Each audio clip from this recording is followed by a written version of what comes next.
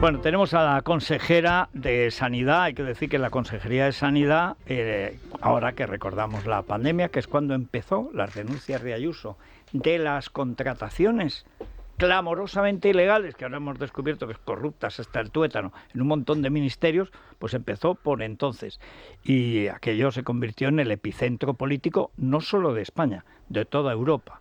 De hecho, Ayuso se convierte en una figura internacional precisamente en la pandemia, porque desde Sanidad plantan cara a la superstición. Ahora vemos que supersticiones de pasta, o sea que se cobraba la superstición de este gobierno. Pero la sanidad no descansa. Y yo, Fátima, bienvenida. Muchas gracias, Federico. Y hay tres cosas que a mí me interesan especialmente. La primera cuestión, porque creo que es el primer gobierno que lo plantea, la ley antidroga que ha planteado Ayuso. Yo recuerdo que hace 2 años ella se quedó muy asombrada con lo del fentanilo en Estados Unidos. Cualquiera que haya visto, hace 2 años empezó, pero ya el año pasado, viendo esos zombies así volcados y tal, y hay ahora otro fentanilo que es todavía más fuerte que el fentanilo, claro. Tiene que ver que esto de que las drogas no pasa nada y que un porrito es muy relajante y tal y cual, es un disparate. Pero que yo sepa, no ha habido ninguna comunidad autónoma que tenga un plan antidroga.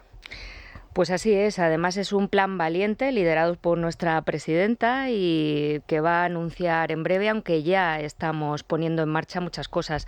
En ese plan, desde luego, vamos a proteger a toda la población, pero fundamentalmente a los más vulnerables y los más frágiles y más inmaduros, que son nuestros adolescentes, ¿no? Que están siendo arrasados por estas adicciones y fundamentalmente, pues eso, el cannabis y otras sustancias que están entre nosotros. Y en ese sentido, una de las cosas que estamos haciendo, aparte de legislar y alejarlos del consumo de derivados del cannabis, que además hacen que frivolicen y que les parezca divertido, ¿no? Incluso algunos de nuestros compañeros políticos ríen respecto a este tema. Lo que estamos haciendo, por ejemplo, es todas esas tiendas que aparecen a pie de calle con cannabis y derivados, pues hemos hecho una inspección, ya 70, hemos incautado ya 200. Había 70. No, hay más, hay muchas tiendas. Ya hemos revisado desde Salud Pública y en colaboración con municipios, con policía, hemos revisado 70 establecimientos. De esos 70 hemos inmovilizado 200 kilos de material que eran derivados del cannabis no autorizado o incluso cogollos y cosas que no podían vender, que eso evidentemente se destruye. Y, por ejemplo, en páginas de internet hemos revisado 30 y ya se han cerrado 3, se sancionan, ¿no? Con lo cual también esto es un ejemplo de la valentía de lo que vamos a seguir haciendo para alejar a nuestra población de todo aquello que le hace daño, que no solo son sustancias, sino también adicción de pantallas. Y eso, desde luego, liderado por nuestra presidenta, con perros en los colegios para que detecten gente que pueda meter drogas, ¿no? Porque al final, incluso esos camellos que entran en los colegios... Donde empieza la captación del cliente es allí. Eso es, incluso esos que hacen de camellos son víctimas, con lo cual tenemos que protegerles y trabajar de raíz, y eso funciona gracias al gobierno que tiene la presidenta, que es un gobierno cohesionado y que trabajamos en equipo, no como el de Sánchez, en el que está economía, interior, medio ambiente, nosotros, familia, educación, todos a una para proteger a la población y dar un buen servicio. Una consejera cuyo nombre no citaré decía: yo creí que había tenido gente exigente mandándome. Lo de Ayuso, dice, no puede ser. O sea, es que puede ser las 8 de la mañana, puede ser las 12 de la noche, porque hay un papel que le pasé y hay una nota al final que no está clara. Pero es así, o sea, es una workahólica, aunque parezca que está siempre de bureo. Pero hay una cuestión que me llama la atención también, porque una y otra vez, cada vez que hay una cosa, incluso llena de sentido común, tropieza, a veces con la ley y muchas veces con las costumbres judiciales, que son también de quitarle importancia. O, ante todo, evitar mandar a la cárcel a la gente. Claro, si a un tío que es un camello no lo metes en la cárcel, camelleará, porque eso es camello, ¿no? ¿Cómo se aborda eso? O sea, ¿cómo lleváis esa lucha, digamos, también en el ámbito legal?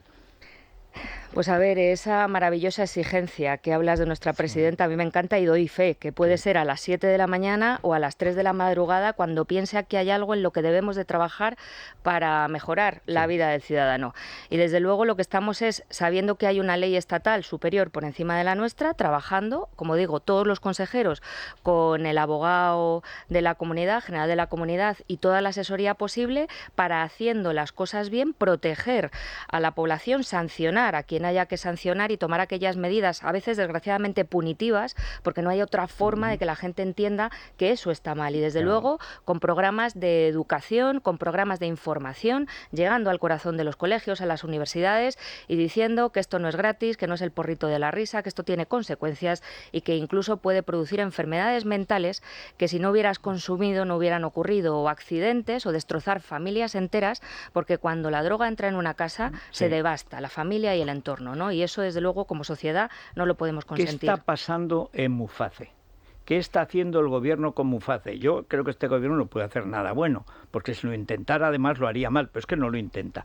¿Realmente quieren cerrar Muface por alguna razón? Yo reconozco que no lo entiendo. Bueno, pues es una de las muchas ocurrencias que tiene nuestra ministra de Sanidad, que en vez de ponerse a trabajar con nosotros en una mesa, y además que se lo pasaría bien, está detrás de la pancarta y gobernando desde la oposición. Cuando entró ya dijo que Muface lo iba a laminar, que iba a desaparecer. Eso le preguntamos, porque a mí cuando me proponen algo, cuando voy al ministerio, me gusta que me expliquen las razones y si está por escrito mejor para que yo lo pueda reflexionar. Eso nunca existe en el ministerio, aunque se lo pediremos y le damos ayuda, además, para ayudarle a hacerlo, pero dijo que se lo iba a cargar. Luego no, luego se dio cuenta que, bueno, que no, que tiene que continuar, tal vez porque alguien le dijo que eran 1,5 millones de usuarios y eso tenía que ir no solo con una memoria de cómo iba a hacer ese cambio de la privada pura a que lo absorbiéramos en el sistema nacional, que se puede hacer, pero no de golpe, obviamente, y eso tiene una memoria económica asociada, que es importante. Pasó el tiempo y tienen que renegociar ese convenio.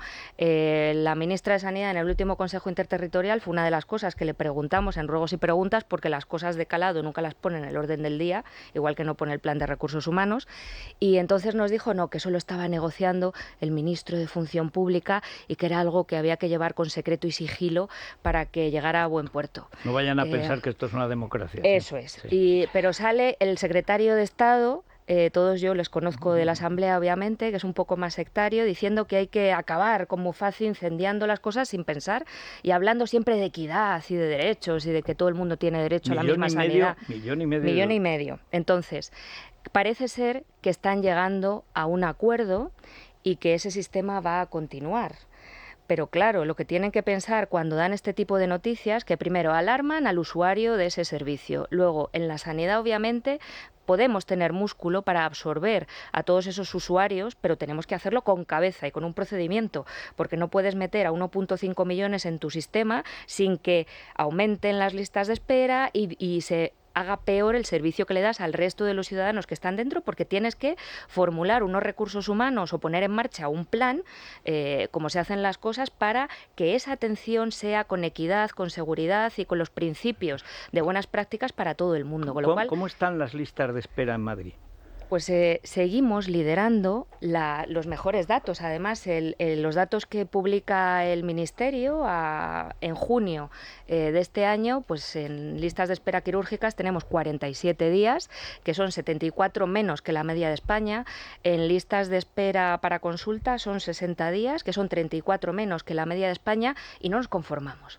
No nos conformamos y seguimos trabajando. Eso sí, como seguimos liderando las listas de espera, a la ministra la sienta mal y entonces aduce que se hace ingeniería con las listas y que va a cambiar la ley, cosa que me hace mucha gracia, porque primero tú estás validando esos datos y si no estás segura, tu obligación es auditarlo y me tienes que auditar y yo darte respuesta. Y lo segundo, hay un Real Decreto 605/2003 del 23 de mayo, que yo sí que me lo sé, en los que se pone específicamente cómo hay que medir, desde cuándo hay que medir. No se puede hacer ingeniería. Madrid, además, somos la única comunidad que publicamos mensualmente, pero ella dice que lo va a rehacer. Yo creo que es que lo que está buscando es ver cómo podemos tener peores datos. Y yo la digo en plan castizo, digo, tú míralo de otra forma, que a lo mejor tenemos mejores resultados, o a lo mejor que se lo dé a Tezanos para que nos las interprete y le ponga los datos que a ella le apetecería. Pero, o no, también se equivocaría. Y la última cuestión, y cedo la palabra a los aquí presentes. Mema, pues se hizo célebre, médica y madre, yo le puse Mema, porque aparte ponía así, médica y madre, Mema, es que no había más remedio. Entonces, no fue al IFEMA cuando se crea el primer, digamos, hospital de guerra, de batalla, y mucho menos al Zendal, cuando en 3 meses se levanta lo que es un complejo, bueno, extraordinario. Venían a verlo del extranjero. Ya hay IFEMA, pero el Zendal mucho más. Y decía que era una caja de zapatos, que a ver cuándo ahora ya la demolían, porque esta era una operación de especulación, que no había nada, bueno, etcétera. Y el otro día, y digo, vamos a ver, cuando se empeña en ponernos mascarillas a todos, ¿qué le dio por ahí? Vamos a ver, es que no es el COVID.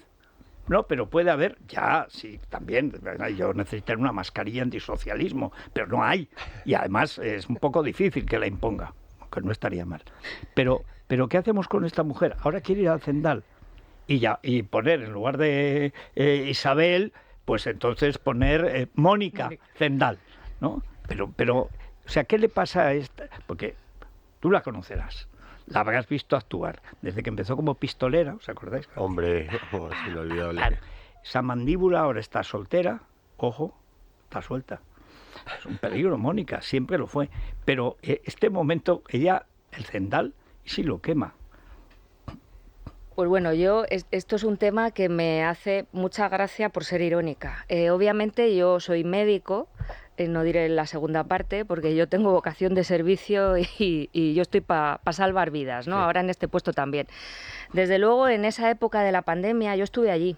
Y estuve allí intentando salvar vidas y me repugna cuando la izquierda utiliza cierto número o utiliza lo que se hizo de forma excepcional para meterse con la presidenta o incluso con el consejero que me precedía, que desde luego hizo un magnífico trabajo, porque estábamos ahí batiéndonos el cobre cuando otros estaban escondidos en un escaño en vez de estar salvando vidas, por ejemplo.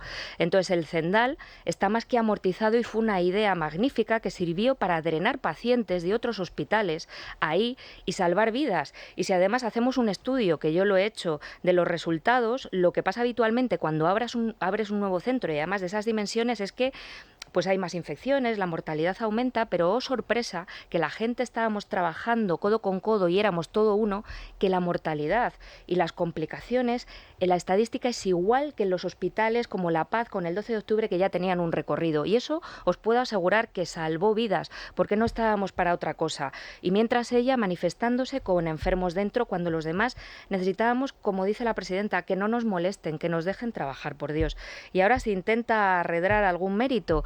Pues mire usted, yo los que estoy orgullosa con esta presidenta es haber abierto ese centro diurno de ELA, que ha sido de las pocas veces que se me han saltado las lágrimas de ver allá a los pacientes diciendo que les habíamos dado esperanza y habíamos añadido vida a sus años. Bueno, que ha podido llegar la ley con ellos vivos. Exactamente. Después de 2 años, que claro, cuánta gente se ha quedado por el camino, que además son ellos los que han diseñado ese espacio, porque eso sí que es poner al paciente en el centro y además que nos digan cómo tenemos que cuidarles, porque los médicos o los profesionales sanitarios no tenemos que ser paternalistas, porque pensamos en cosas que no necesitan los enfermos y que eso va a seguir con un gran centro de neurorehabilitación funcional, con cosas de última generación, además, para tratar temas de demencia, de recuperación de ictus, además con grandes profesionales que van a venir aquí, grandes profesionales que tenemos nosotros, porque tenemos que estar orgullosos de la gente que tenemos en nuestra sanidad y podemos enseñar fuera lo que hacemos para poder aumentar la vida a los años de nuestra gente y seguir dándole un sentido a ese hospital que se construyó en un tiempo récord, que salvó vidas y que además sigue manteniendo el espíritu de hospital de emergencia, porque si Dios no lo quiera hay una catástrofe, tanto de un virus como de un ataque terrorista, en 48 o 24 horas lo tenemos montado para que se convierta otra vez en un gran hospital para acoger a todo el mundo que lo necesite, de Madrid, como dice la presidenta, de toda España, porque en Madrid sí que somos solidarios. A ver, Paco. Sí, bueno, yo a propósito de los profesionales quería hacer una pregunta. ¿Cómo está, porque sobre todo en determinados, digamos, en todo lo que tiene que ver con la sanidad primaria, pues hay una falta de médicos que no se resuelve, que lo vemos de forma dramática. Hay continuamente conversaciones con el Ministerio, pero es un asunto al que no se le pone solución, y además con una complicación añadida, que hay muchos profesionales que se están marchando fuera de España después de recibir una formación extraordinaria a través de los MIR. Pues no tenemos los profesionales y algunos se están yendo. ¿Cómo afrontan esa situación? Porque veo que la ministra, que por cierto tiene atribuciones directas en Ceuta y Melilla y hay problemas gravísimos y no atiende, y tiene una obsesión clarísima por Madrid, ¿cómo afronta ese problema? Porque sé que es una reclamación de todas las comunidades autónomas que se llevan a todas las reuniones y que no hay manera de resolver. Bueno, pues es un ejemplo de lo que decimos que en los órdenes del día de la Comisión Interterritorial, tenemos que tratar cosas serias, siempre le hemos pedido que haya un plan nacional de recursos humanos y un plan específico de atención primaria. Pues todo queda en twitters, que dice que va a hacer una comisión, un grupo de trabajo. Ya saben que cuando quieres que algo no salga vas haciendo comisiones. Eso decía Napoleón, ¿no? Si quiero paralizar algo, no pongo una comisión. Eso es. Entonces, nosotros no queremos comisiones, estamos ahí sentados todos los consejeros de sanidad con nuestros equipos técnicos y muchos cerebros en línea para poner soluciones. Y no hay nada, pero sin embargo no hace otra cosa que criticar y tirar piedras. ¿Qué estamos haciendo, por ejemplo, en la Comunidad de Madrid? Somos conscientes de la falta de profesionales que hay, desde luego no los podemos pintar, pero sí que podemos tomar medidas, primero, para que se formen más especialistas. En la última convocatoria del MIR se quedaron 5.194 médicos sin poder elegir una especialidad en la que formarse. Tenemos que hacer algo. No hay que aumentar el número, que es una cosa que se le ocurrió, porque se le ocurren cosas, las debe de oír, aumentar las plazas en la Facultad de Medicina. Pues a lo mejor hay que hacerlo, pero hay que empezar, porque esos médicos luego llegan al MIR y no se pueden formar, y hacemos un cuello de botella de médicos en espera de poder formarse porque no puedes actuar. Déjame meter una cucharada, Fátima.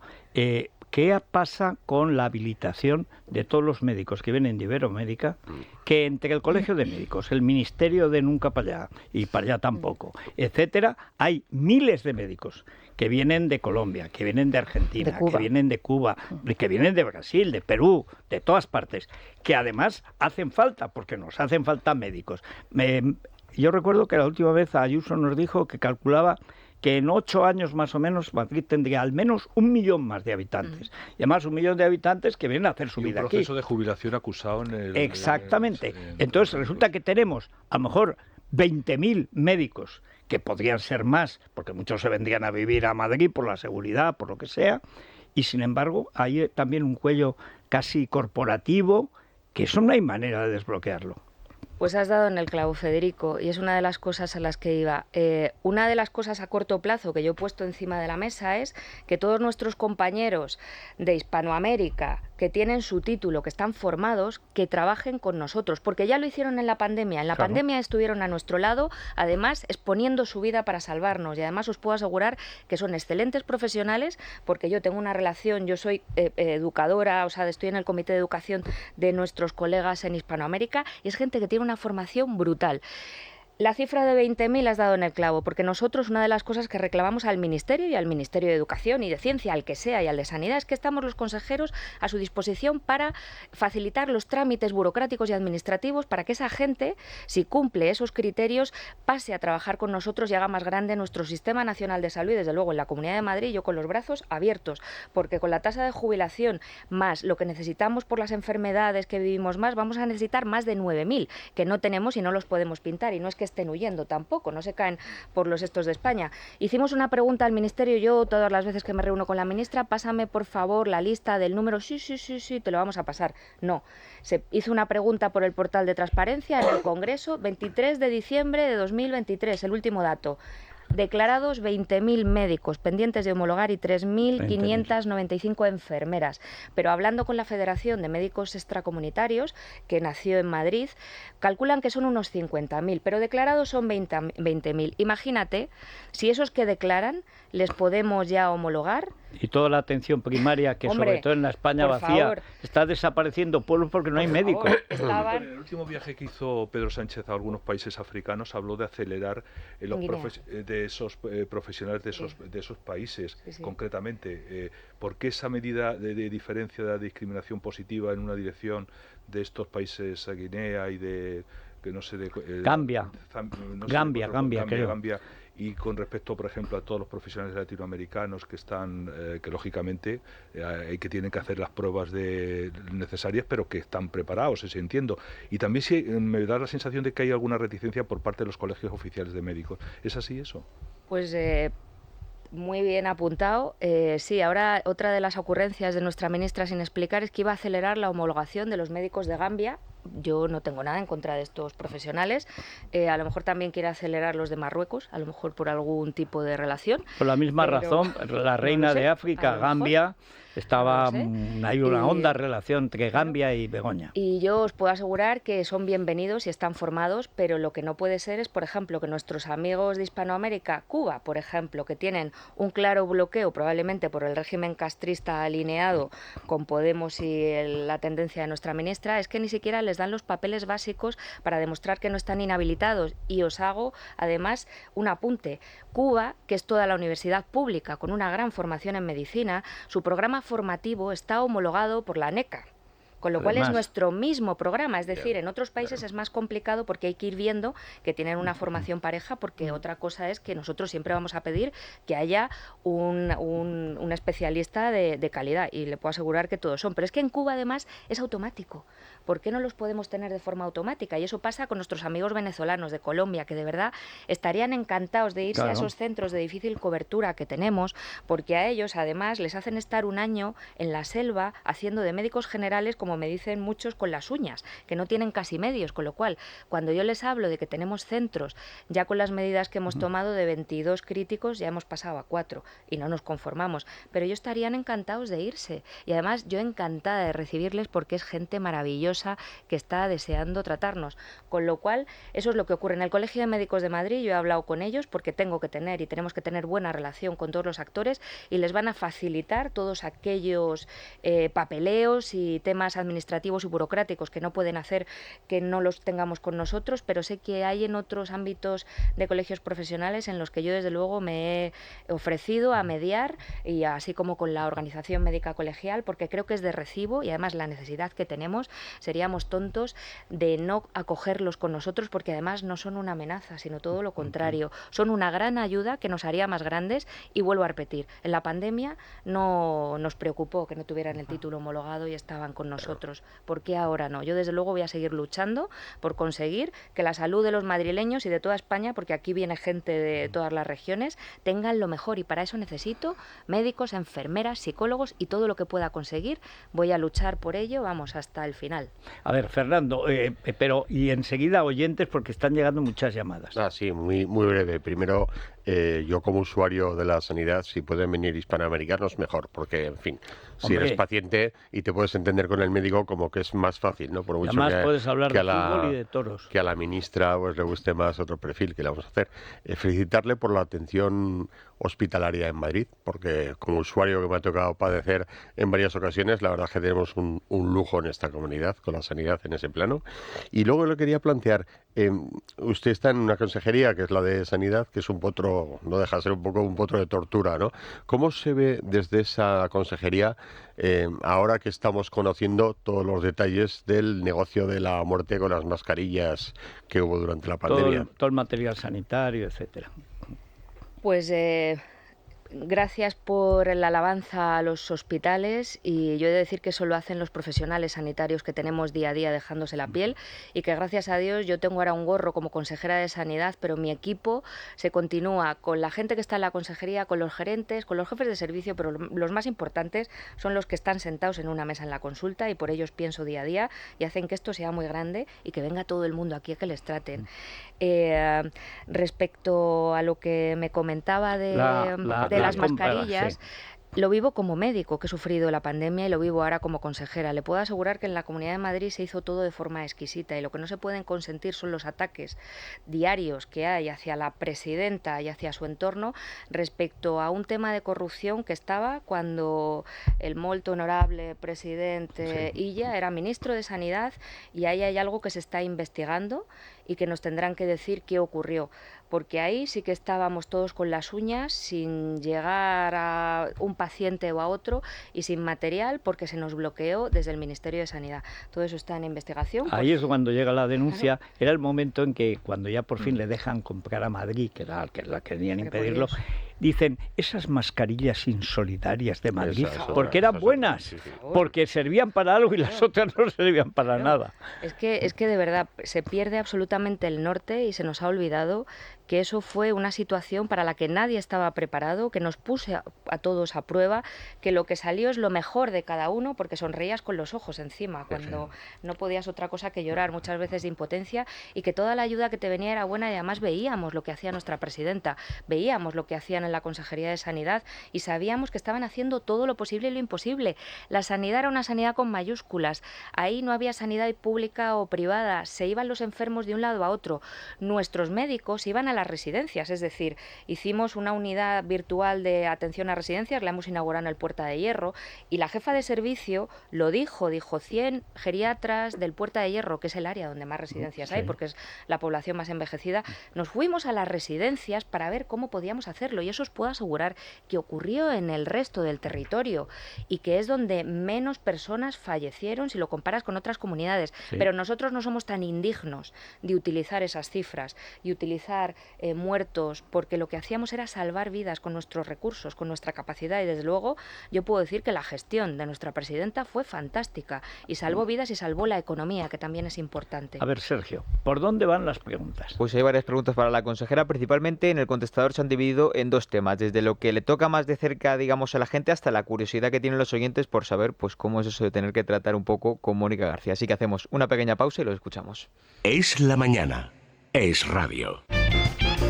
A ver, los oyentes, hay una parte, digamos, urgente y otra recreativa. Eso es, los oyentes tienen dudas, digamos, también un poco eso, a lo que les toca más en el día a día, consultas ambulatorias, consultas externas, quizás, pues eso, la cuestión que más les puede preocupar en ese día a día, algunas cuestiones más de carácter político y otra, que la tratabais justo antes, en el tema de la homologación de títulos en personas, por ejemplo, que vienen de Cuba, que es el ejemplo que de hecho nos pone un oyente. ¿Me puede usted contestar para qué sirve el Ministerio de Sanidad cuando están las competencias ya cedidas en las comunidades, aparte de para cobrar y enchufar gente? ¿Por qué hay una lista de espera tan grande en algunos ambulatorios de Madrid? Buenos días, me gustaría saber por qué tardan tanto en dar cita en los centros de salud y luego vas y no hay nadie en las salas. Que en el barrio los que conocemos, Las Águilas, Aluche, Los Llévenes, el Lucero, el Paseo Extremadura, están permanentemente vacíos, o sea, vacíos hay, y las consultas las dan a 4, 5, 6 y 7 días. ¿Cómo es posible que las valoraciones de grado de discapacidad de la Comunidad de Madrid se dilaten hasta los 18 meses y casi 2 años en algunos centros base? ¿Qué fuerza van a hacer para combatir la política de MEMA que dice que quiere quitar los medicamentos contra el cáncer que estén subvencionados por la Seguridad Social? A ver, como usuario de la sanidad madrileña, agradecerle a la ministra la gestión, perdón, a la ministra no, por Dios bendito, a la consejera de Sanidad la gestión, y como dice mi oncóloga, ¿qué se puede esperar de una MEMA, de una ministra que no ha pisado un hospital en su vida? ¿Quién es más sectaria, MEMA o la Bergerot? A ver, tengo una amiga cubana que es muy buena oftalmólogo y tiene muchísima experiencia. No puede obtener el título de especialista en oftalmología que le permitiría operar y trabajar y lo que fuera. Pero le piden, que dé un certificado de todos los sitios donde ha estado. Claro, ya lo ha pedido a Cuba, a alguna compañera que dejó allí, y claro, le dicen que no se pueden jugar el pellejo en darle nada. Déjame aclarar solo una cosa de Cuba.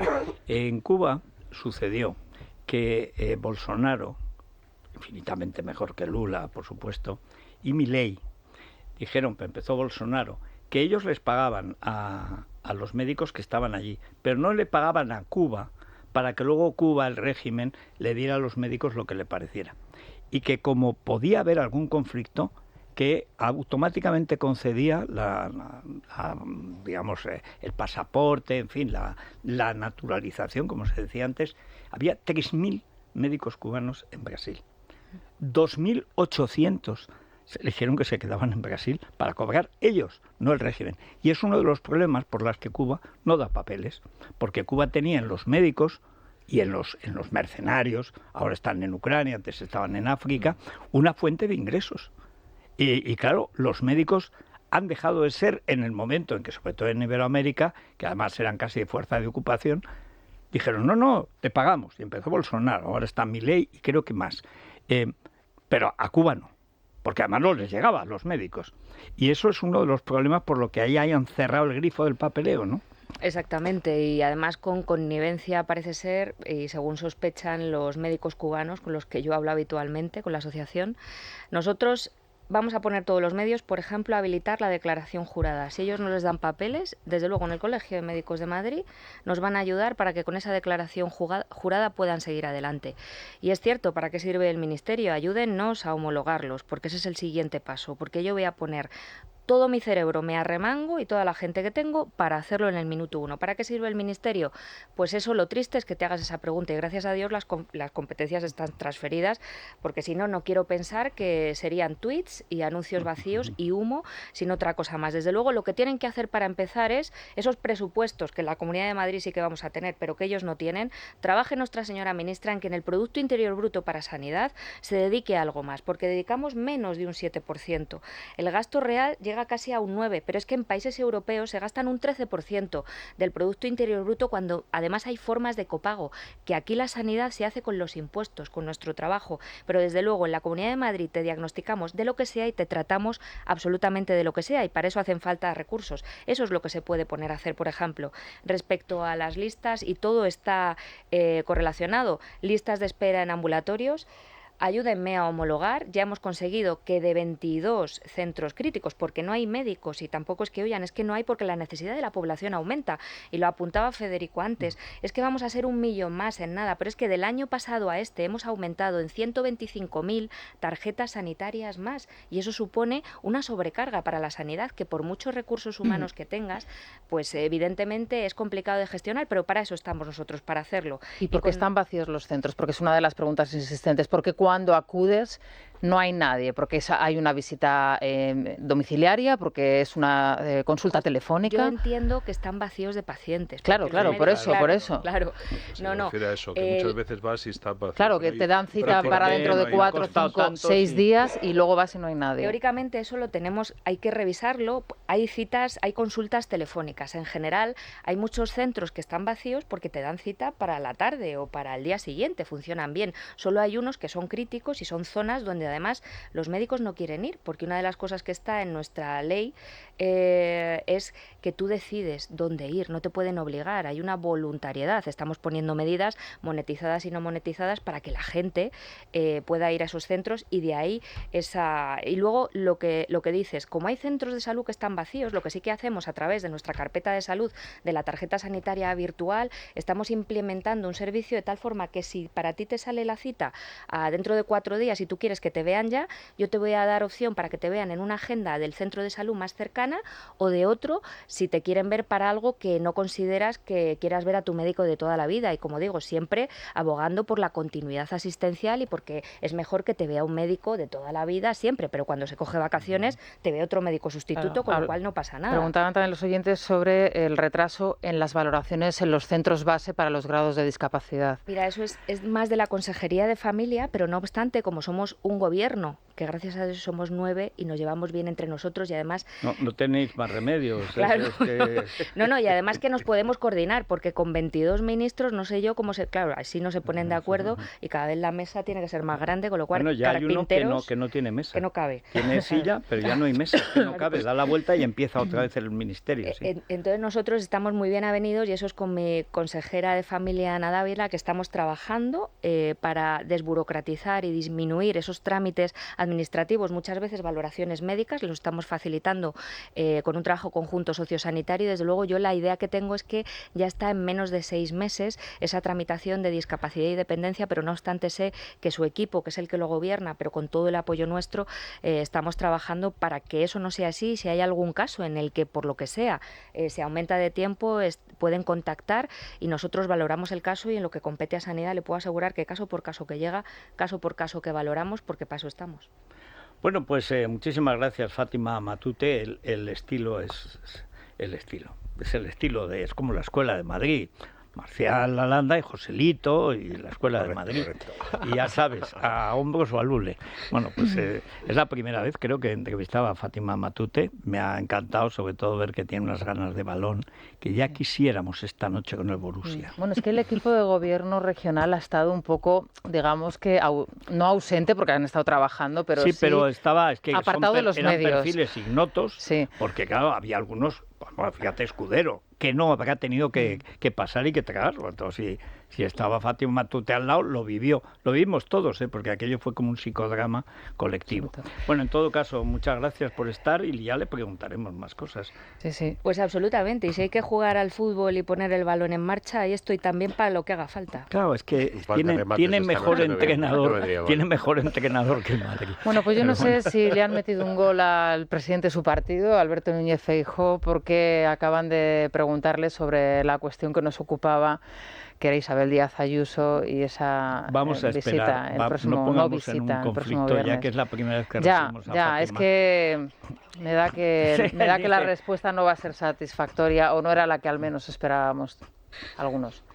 Pero la que han impuesto otros, sí. Bueno, vamos a escuchar a Feijóo en unos instantes. Es la mañana de Federico, con Federico Jiménez Los Santos.